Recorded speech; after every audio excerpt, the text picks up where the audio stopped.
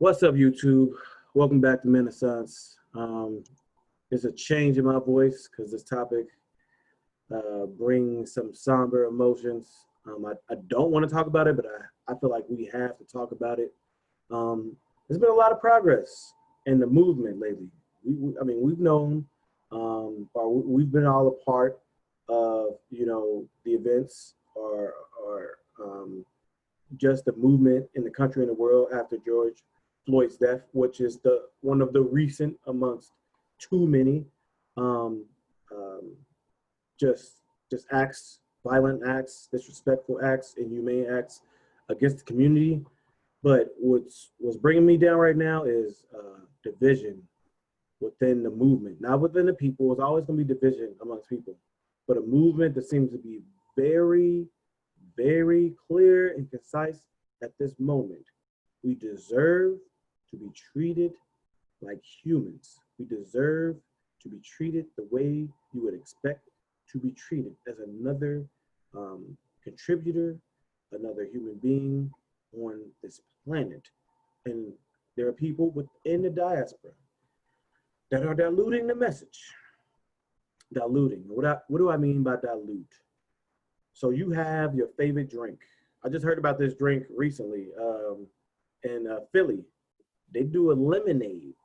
So I love lemonade. When you eating like a Philly, when you eating like your best sandwich, you might do the Honor Palmer, you might do a Coca-Cola, or you might do some gangster lemonade. Everybody make theirs different. People put, lemons in it, the right sugar, but there is a perfect mixture for every recipe. Well, in Philly, they was telling me in the barbershop the other day, they mix lemonade with some Welch's grape juice. I'm just thinking about it. See, now first I'm thinking about it the way I would make it. But apparently people drinking it, so I'm thinking, ooh, you must make it nice. Oh, I'm thinking about ways it can get nasty. Like when you mix the Kool-Aid, when you mix the lime with the fruit punch or something, or the star fruit, and you mix it right. You got a magical potion going on. But again, they make that drink the way it's supposed to be made so that people will come back. So if I'm disagreeing or I had doubts about the drink, then I drink it. Number one, it tastes good.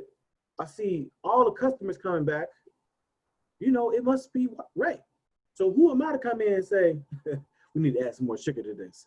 Oh man, I don't like the way this tastes. Everybody drinking it. Everybody's drinking it. Why are you changing the recipe? You didn't even make the drink. You didn't have a drink stand. You didn't have a place to sell drinks. But you have the audacity to say something about the drink while other people are drinking it and enjoying it. And see, I'm getting emotional. So they're diluting.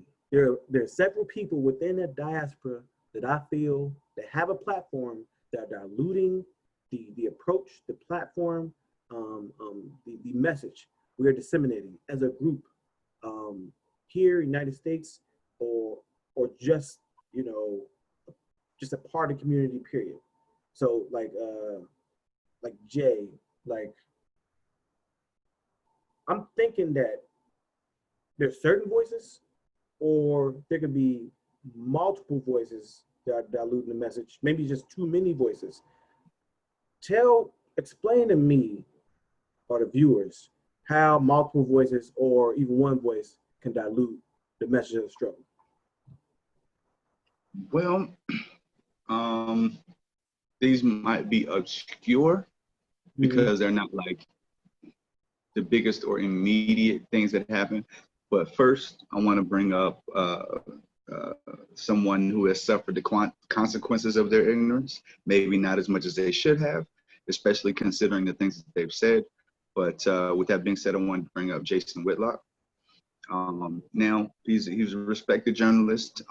In some lights, I respect some of his perspective. I respect the work that he puts in to put all of that together. But what I cannot excuse under any circumstances, because I see the consequences to this, and this is going to be somewhat of a sidebar, but I'm gonna bring it all the way back. The way that Jason Whitlock wrote and blatantly in the most disrespectful and animalistic description of Serena Williams I've ever seen. That was the most disrespectful article I've ever seen written about any Black woman. I was ashamed. I was ashamed to be a Black man, to even consider and even thinking about Serena like that. Because you know what? I can remember being in high school. I can remember, hearing people talk about the beach, hearing people talk about this, that, and the third. But around that time, I was mature enough to understand that's a beautiful girl. Matter of fact, her family's from where I'm from. My family's from South Central and Compton. Some of my cousins played on them same courts, so I know what it means. You know what I'm saying? And I would check people then and there because I know what that means. So when we criticize and we overly analyze these Black women as an example, what do we think happens as a result of that? And what can we complain about if we were dumping on them to begin with? So don't talk about Serena having a non-Black husband when you were disregarding her Blackness in the whole time. So don't talk about, you know what I'm saying? That's the example that I'm gonna give. So going back, reeling that all the way back in with Jason Whitlock, he's just unnecessarily disrespectful. Like, he goes out of his way for shock value. And I'm like, your perspective and your reputation precedes all of that stuff. It's like he just does it just to, like, as a pissing contest. It's like, why are you doing this? Right. Like, nobody else is doing that. Like, they might actually know Skip Bayless is doing it, but he's mastered it. You know what I'm saying? Where he'll say something and people can kind of see the engine and how it moves and recycle itself. It's like Jason Whitlock just says the most disrespectful thing possible, tries to put a little bit of artistic spin on it, and just sees what the world says. So it's like, that's just not cool, bro. I don't see any integrity within that, and I just don't like that. So it's like the boy who cried wolf. There's going to be a point in time. It's like the boy who cried wolf. There's going to be a point in time when you have a real message, or you're going to have our backs on something, or you want to contribute something to the African American experience or the Black experience as a result of this colonialization of the United States or this area in the Western Hemisphere. You want to contribute to the conversation, but everything you've said as a member of this society has been to degrade us. So someone's supposed to value that you have our best interest one day, out the blue. Now, I hear you on that, and I mean, I got a lot of gripes with him, but I mean, it's a list of it. That was just number one. Mm-hmm. You want to hear number two, or you want to go back and forth? Well, I mean, the long list, I mean, if it's out of this list, I mean, the elephant in the room, we're going to get to Terry Crews. I mean, another elephant in the room is Candace Owens. Another big one, you talked about Jason Whitlock recently. We've been seeing some Black gentlemen, and I forgot about Ray Lewis. Ooh, I forgot about Ray Lewis. Ray Lewis, but which brings me to this next guy, Jonathan Isaac, a player from the Orlando Magic that chose to stand during the anthem when damn near the whole country is kneeling or respecting what's really happening right now. I mean, those are the ones that come to mind right now, but if you got another one off that list, shoot. Who else you got off that list?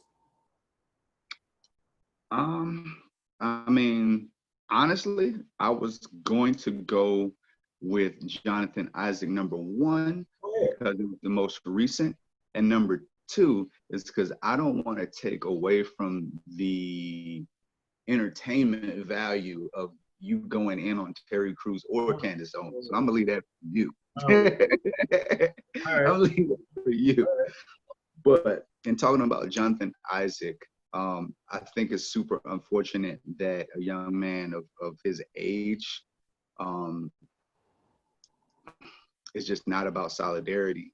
And it's like, did you hear his you're reason? literally the only one not kneeling in solidarity of something that is very clear, very clear. And you know what? I'm glad I took this because it kind of takes me to a recent conversation that I had with an old coworker of mine. And it just hurt my heart, man, because this dude was he used to be very aware of who he was, the community, but he was always super, super churchy. And there's nothing wrong with that, especially if you have your own identity, right?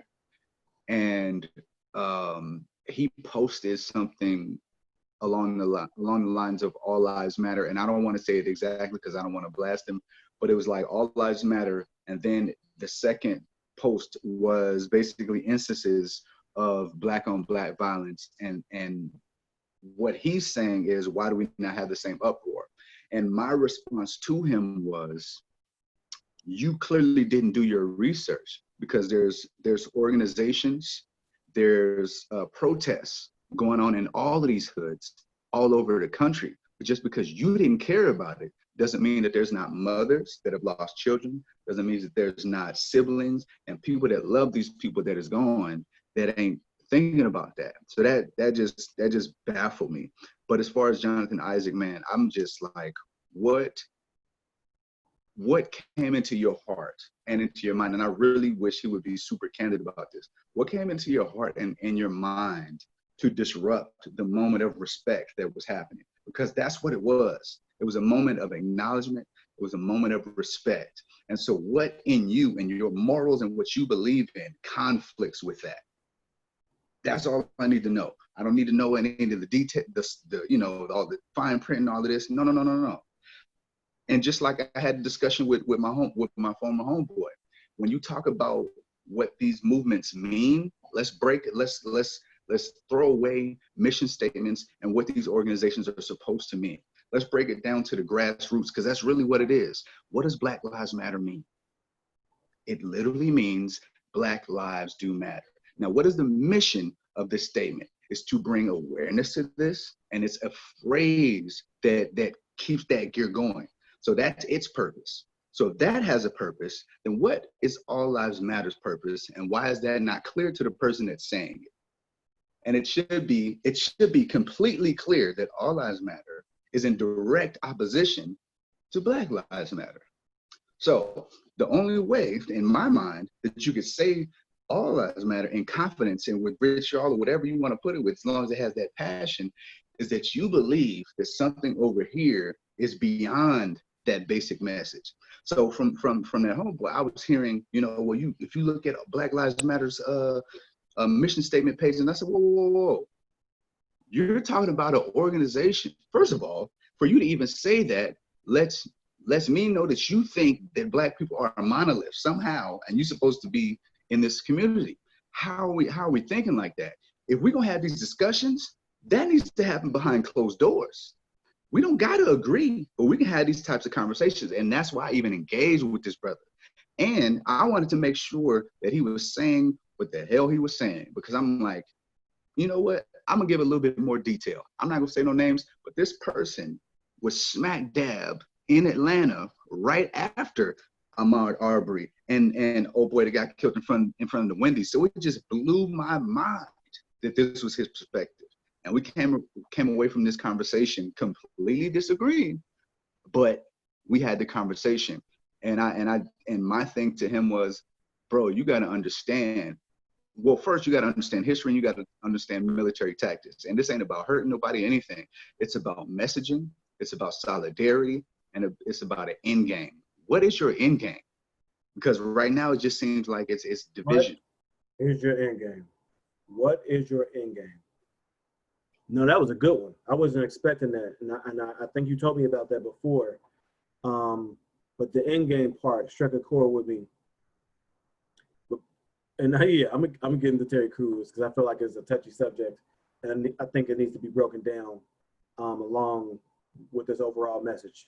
There's a lot with it, and I think that breakdown would be more obvious and less, because Candace, that's a whole, like, that's not, Candace ain't crazy. She made a decision. Right. And so my gripe with these individuals on the list, and not so much with Jonathan Isaac, is that you went through like a trial or a training period or a period of evaluation by leadership in whatever, workspace that you have. And they, through whatever credentials or prereqs that you needed to have prior to this, they looked at that and said it sufficed. So you went into, your discipline having an understanding of how powerful communication is. The people I'm talking about know about communication, and or messaging, imagery, and they speak on that as their, in their opposing views. You people, we are doing something wrong and is sending the wrong message, because something comes after a message. A reaction comes after the message. You fear the reaction, or you feel like the reaction is warranted, what have you. So you guys are fully aware that when you say something, it's going to impact us a certain way. And you have a better understanding than the kid that's 16 that's been living in a one parent household with a mother that's never home and has to walk to school and only sees street people getting money and prosper that look like him, are represented and talk like him. Everyone that talks like him is already categorically a criminal or a person that doesn't have the right to aspire to go to college and all these other things unless they completely turn into some other person that they don't have the resources to turn into. So they're already, they don't know how, they don't know where to get the resources, and they don't have the time to exercise those privileges even once they have them in their mind. But you guys do. You do. So I'm thinking when you're making your decision, you're counting for collateral damage. You are saying there's a certain amount of us that I'm willing to toss over the ledge to save the rest of us. You have no intention of even thinking about saving us all. You're saying, I've studied this, and you know what? This box, they can go. If the rest of us move on, we'll be successful. Well, I'm pretty sure that those Africans in West Africa that sold off those other Africans, they probably thought the same thing. They probably thought the same thing. And then you had the Berlin Conference when Europe split up Africa into territories, and now there's over 100 languages spoken in Africa, and there's no sovereignty there. But I digress. So Terry, you said we can have conversations behind closed doors. We're looking at an individual that played, I believe, in the NFL for a stint. So he had success there. I wouldn't call it success, but no, if we know the reason LeBron says I was a statistic and I should have never been here, because once you reach the highest level, once you can get paid over $100,000 a year to do anything, and especially something you love, that's success, because you can invest that in businesses and in your career. I'm not talking about your play. I agree with that concept. I don't think he made that much because I think he was a practice squad player, and this is in the early to mid 90s. No, I'm saying if you look up early to mid 90s salaries, it was at least $100,000 a year. Practice squad is a different pace. No. Once you're on the team, you don't have to play. That's practice squad. We're talking about once you're on the team. If you're on the team, then you get that salary, whether you practice squad or not. There's a lot of players that don't do anything. They can't make the field. But once you get on the organization, that's the minimum amount made. I think it increased to like 300,000 around 2000 or something like that. But he's making that money.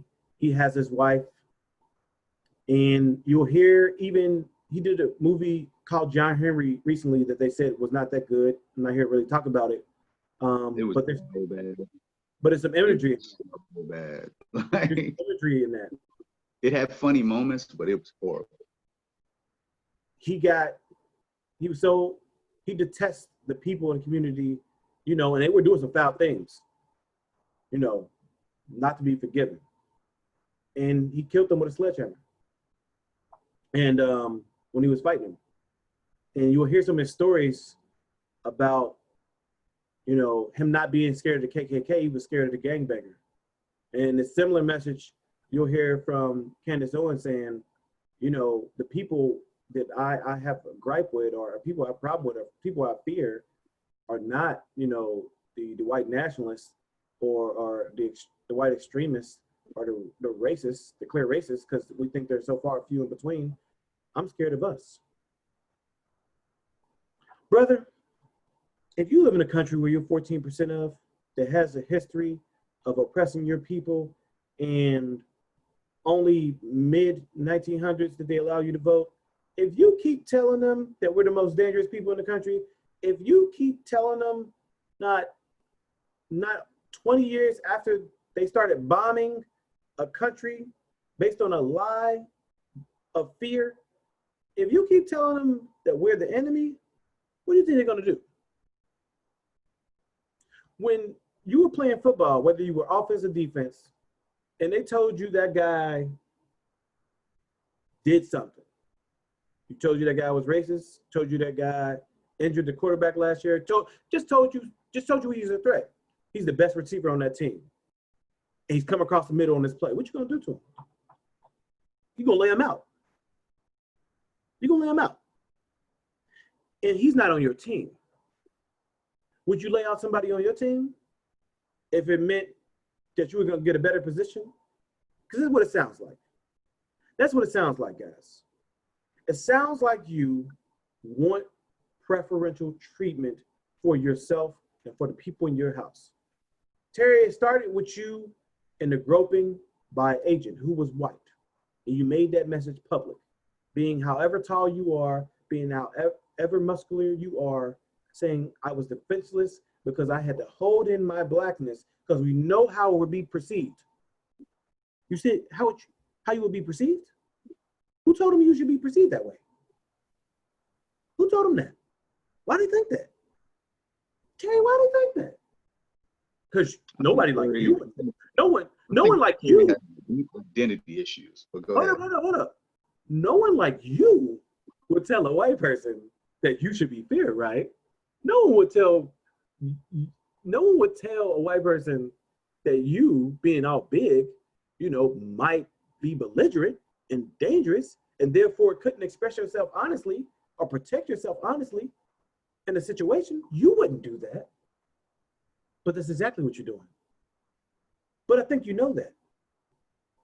After that incident, many people had something negative to say about you, horrible things, as a matter of fact, which is why, you know, I detest, you know, social media comments to this day. But I'm not going to ban them. But I'm not going to attribute that to the whole community. I don't even attribute racism amongst white people an innate like trait. It's not. It was taught, it was groomed. They were tricked into thinking we are the enemy. Most of them to think we're the enemy. They were malnourished with education. There were leaders that they elected because they liked certain traits about them that they believed in so much they followed them anywhere. And they say, we're going to go over to this country, kill all these people, we're going to live here prosperously. I'll show you a movie about Pocahontas, and it's about you going to somewhere and killing indigenous people, but everybody's singing at the end. He's like, well, it ain't that bad. That's all you gotta do is get people the right cup with the right color. They'll drink it anyway. If they think it's gonna be the same, if it's gonna be right. You gave them something right before. So I don't tribute. When I see negativity in my community, I don't think, oh, they just want to act like that. We should just annihilate them. We should just put them in a different pod and put these other people in a different pod and rise among. I'm not scared that 14% of a country is going to oppress the rest of it. How would they? They've never been in that power. Do you say, when women say, oh, we've been abused by men all this time, some of us just rather be a woman. Some of us are done with men. Do you say man, it's oppression about women. I'm scared of this. No, because you know you got a part in that. You were in those locker rooms when you heard the negativity, when you heard yourself talk about this woman, when you heard your friends and you didn't stop them. And then finally women got a voice. Hold up, let me finish this. Yeah, when you finish, I got something for you. Women had a voice that came at you. And what you do, you shut up and you listen because you knew you were wrong. Right now, Black people, for the first time at this level, has the world's attention. And there's a lot of messages going on, but there's a leading theme that is being disseminated amongst responsible networks, or I won't say networks, platforms. People that think about how their words impact everyone as a whole, do calculations on that, and then come out with the message they think. You targeted the worst aspects of this message amongst us and said, you're gonna warn us. Who you warning? Who you warning? It was clear who you were talking to. So, right. So I ask you this question in all honesty, and I don't think you have an answer for that. Because again, if you want us to get to a place where there is equality and you're the 14% of a society, and in your homeland, you don't have sovereignty there, you never have full control. So are you saying you are relieving your responsibility in your community and ownership of things that happen in your community and prosperity of the people in your community to another group of people? As long as we keep them at bay and be nice with them and allow them to make decisions about how we should be treated and always negotiating from a standpoint of asking. We have no leverage if there's no penalty. Asking, you really think things are coming about. You sound like you want the peaceful route, and you cannot blame people. You cannot blame people who are assuming you're the same person that lived in the house when everything was decent for you, and we were out getting our backs broken. We want to kill him. He raped and killed us and whipped us. We shouldn't. I've been sleeping good. I've been eating good, and there's a better way we can negotiate. You may have a point. We could negotiate. But what about the transgressions? We're going to let that go. So what you're saying is you rather keep things the way they are for you because they're more convenient, and you rather let a lot of other people suffer in the meantime, waiting on a solution. I won't say it's despicable because I know you don't fully understand, but you got to understand that the rest of us, see it as completely detestable and despicable. What do you have to add? It's along the same lines, and I was going to bring this up earlier, but I wanted to get through the meat of what we had to say. And this is where the lesson is learned for me. Do you remember, let's go back to Junior Mafia. Let's go back to mid to early 90s, right? Do you remember what Lil' Kim looked like back then? Yep. Now, from our perspective now as men, how did you feel about a woman that looked the way that she looked then? Say that question again. How do I feel about her now? As the grown man that you are now, looking back on how she looked then, how do you feel about how she looked then? If you were a grown man then. Are you talking about her phenotypes, like her face and stuff, or are you talking about her clothes? How do you feel about her? Is she attractive? What do you think? I'm just talking about her natural, without clothes, without the extra jazz with the clothes and the persona. Yeah, she was beautiful. Imagine an album cover. How do you feel about it? No, okay, so now you confuse me. If I'm talking about an album cover when she's doing like salacious stuff and she's, showing herself to be like a sexual object, that's one conversation. If you're talking about old Michael Jackson or old, Little Kim and the way they looked in all their blackness and glory. Simplify, you think too hard. Obviously, this is a contrast of who she is now and who she is then. Did you think she was attractive? Did you think anything was wrong with her? Right. That's Give what me I'm saying. something. Right. Give me something. Right. I'm saying that she was perfect. Okay. So In saying that, do you remember all of the things that we would hear in school? Not only the rumors, but just like people were saying that either she was cute for a dark skinned girl or she wasn't cute at all. Or I can see why Biggie chose Charlie Baltimore or such and such over her. And it became like this running joke, you know what I mean? And it almost became like we stopped taking her serious, even as a lyricist for a while. You know what I mean? Like after that little point where she was kind of on top for a second, like we stopped respecting her. And then I started to see what that did, you know what I mean? And it started to gain that. It started to add distance to, you know, between who she is and who we are.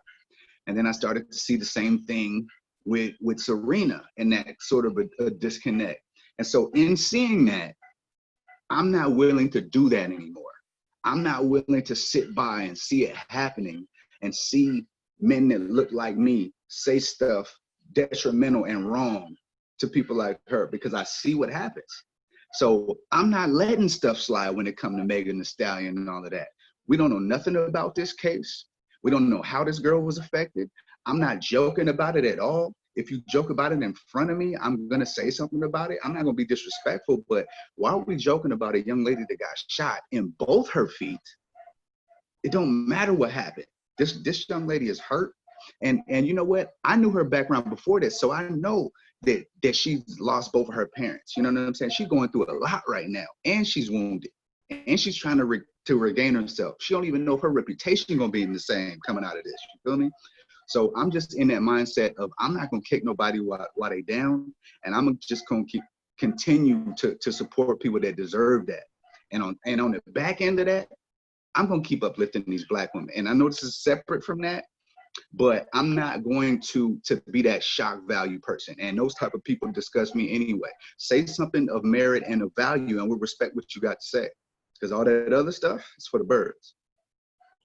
No, that's actually a good point, because I think it brings it home for men like Terry Crews. You are a man, so you have a position of power. You can oppress people. You can oppress women. You said what you said about the guy touching you, and you said the only people that defended me were Black women. A Black woman said she was treated unfavorably at a network that you were at, and you did not defend her. And you said you don't have the responsibility of defending her. Only person that you have any responsibility is to your wife. You made a lot of points about how Black men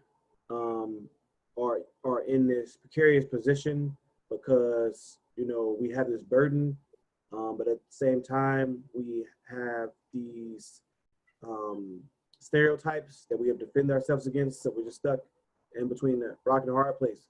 We can't be masculine, we can't be men, we can't be Black. There's so many things we can't be.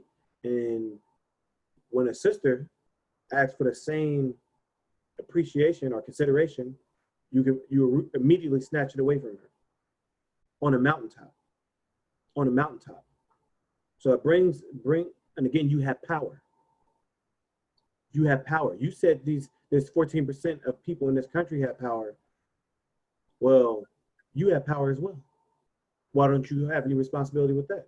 There's a reason why we aren't just saying we hate you on here, because we have a platform, and that will give away the wrong message. People that aren't used to power don't understand the responsibility that comes with it. So that goes for men, that goes for women, that goes to everybody that thinks that they have a minuscule platform on IG and all of these other places. Because I'm gonna be honest with you, and she might even see this, and I still love you, cuzzo. I had to check one of my cousins about this, because she was in the comments on the Meg Thee Stallion saying this, that, and the third. Oh, she looked like a man. And as another Black woman, you gonna say that? Matter of fact, let me rewind. She said her son said she looked like a man. She laughed about it and posted it. And I said, what does that say about you? If you didn't correct your son the minute he said something disrespectful about a Black woman, like I'm the disconnect, bro. What's going on? What is going on? Like I'm just.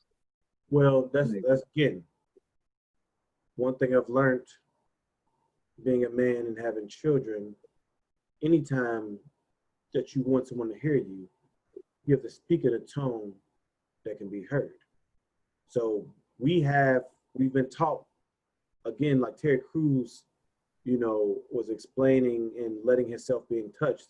He felt that line was further back than it was, that you draw a line and say, okay, I'm done with the pleasantries. No, that line should have been drawn and it's saying further than that. But what I'm saying is that if there's a point in time that I need a message to be understood, there's a way that I've learned how to convey that message. But when it comes to survival, I'm done conveying that message. I have to go into, instinctive nature. You should have handled dude and explained it later. So since you made that move, you did get some jobs. Since you explained it in a nice way. So now you got a platform and you can keep your job, as every other Black person is keeping their job right now, and defend it, your queens and brothers and sisters, but you chose not to. I'm not even gonna get the rest of him because he pretty much sums up. He is a microcosm of some of the division, which brings me to the subject, ways to just affect. We could just be quick with this. Terry, you brought up, like you said, you brought up the mission statement. You brought up leaders. You looked all the wrong places, but you ain't look at the people around you. Do you have any Black people around you anymore? They say we need representation in boardrooms and things of that nature because they'll let you know the details that you don't know. They'll let Gucci know before they put out that shirt that you lost your mind. Terry Crews, they'll let you know when you asking about, who are the leaders of the Black Lives Matter movement, and they'll say, shoot, I don't even know. Ask my cousin, he doesn't know. Ask your daughter, she doesn't know. Ask my son, he might not know. Ask T.I. You go down the list and it's like, well, why are y'all all doing it? Because Black lives should matter. Oh, that's what we're talking about? Yes, Terry. But where your people at? Did you leave them behind because you thought they were gangbangers? Did you not talk to them because you had a spat with them? Do you have a grudge against them? Again, you're doing this on the public stage. So when you as a group want something done and you go into a room with a lot of people that don't look like you, they want to know that when they invest in this or they give you this responsibility, that you're not a liability. So how could they do that? By knowing you have backing, getting a track record, going off examples, credit. You don't have any credibility. Nothing in, if this gets worse, we may lose credibility. And then when they're looking about helping, they're saying, we don't even know what you want to do. I remember when Hillary Clinton was running and she went and she was putting on her little act. But one thing she did say is that, what do you want? Clear cut on TV. Again, we didn't have the pull. We didn't have the tactics that we have now. We hadn't sat in a room yet to discuss the answer to this question. But some people were offended by the question, but it was a great question. That's the question we want you to ask. What do y'all want? We can. Oh, get the list. She asked that question because she knew nobody was gonna answer. Yeah, maybe yes or no, but that's the question you want. When you go to a table, you don't want them to tell you, here's your choices. Nah, what do you want? Yeah. You want them to ask you, what do you want? For me to get elected, what do I need to do for you? And that's when you should have a list ready. And you have the list ready by all of y'all getting in the room behind closed doors. You don't have the argument on national TV. You have it behind closed doors. We don't got to agree. We don't have to agree, but we are not supposed to be arguing in front of nobody. And get the most out of this situation. Do not come on TV again telling them they're in Chicago right now. FBI. What have you told them? What have you said? That woman with that baby, because some of these people may be pregnant. That's the person. That's the profile you should look for. They all arrested. You targeting your people, dog. You sacrificing them. I don't know what for. I don't believe in conspiracies. I don't think there's no blood sacrifice and all that stuff. Bro, I need y'all to think. I need y'all to go in inboxes. I need us to have these conversations. I need y'all to come to the platform with a unified, comprehensive list of things you want done that you talked about amongst each other and get the job done, man. Y'all doing way more damage. And y'all know it, man. Y'all know it. And you know what? We can end it on this note, and I'll do with a phrase that somebody told me. If you are not surrounding yourself with people that are smarter than you, you're failing. And I'm noticing that a lot of people that are choosing to give themselves this platform don't seem to be having these conversations with people that are not on the exact same wavelength they're on. There's no way that you get the Terry Cruzes, the Kanyes. If you're having those conversations, and well, we're not going to talk about the medication, but let's say he's balanced and just has an alternative perspective. If you have these conversations, that is okay, bro. It's just, how do people not understand the concept of undercutting? And if you understand the concept, do you understand what comes with it? Like, I don't think people have actually, I know they don't. I thought I was a history buff before I got to Clark. Clearly I wasn't. Now I am. And if I barely had a grasp on it, and that gives me a historical perspective on what I'm seeing, how can these people have an accurate historical perspective on it if they haven't even researched half of that history? So it's scary. It's scary in a way, because it's like, no, I don't think these people even see any resemblance of the pattern that we even see. So how do you convey that message to somebody that doesn't see what you're seeing, without having to go through this whole conversation that we had? History, fascism, transatlantic slave trade, Black people selling, their relatives, their family members, their enemies that look like them to people they don't know and don't expect the next 400 years to look like it has. Right, and that was based on their historical perspective of what slavery was. So it's all, man. Not us taking over the entire globe and coming back for you. Exactly. This beef in the community has lasted for eons. There was colorism you were talking about with Faith Evans or Charlie Baltimore and Little Kim. But one big one was Malcolm X and Martin Luther King not to leave us or escape us. Another one is W.E.B. Du Bois and Booker T. Washington having disagreements and things of that nature. But what you don't want to do, one, you don't want to be left out the party. Two, you don't want to not have a chance to reconcile, before it's too late. 1965, Martin Luther King went to Selma, and Malcolm X had a meeting with his wife, Coretta Scott King. And he stopped and spoke to her and put her at ease, letting her know he wasn't there to disrupt Martin Luther King's movement, number one. But a quote he had is, he said, I really came to make things easier. And I quote, if the white people realize what the alternative is, perhaps they will be more willing to hear Dr. King. Terry and you guys, if you think something negative can come out of our tactics right now, but it's been blowing up of 400 years of people on that end doing the wrong thing and inducing this reaction, perhaps you should have a conversation with them. Perhaps you should be having this conversation with them. And that's really what it boils down to. And shoot, man, I think, to be honest, man, I think we didn't cover every angle of this topic we could possibly cover. Once again, it has been a hell of a topic that went way deeper than we ever imagined it going. But we appreciate this perspective. We appreciate everybody that's watching.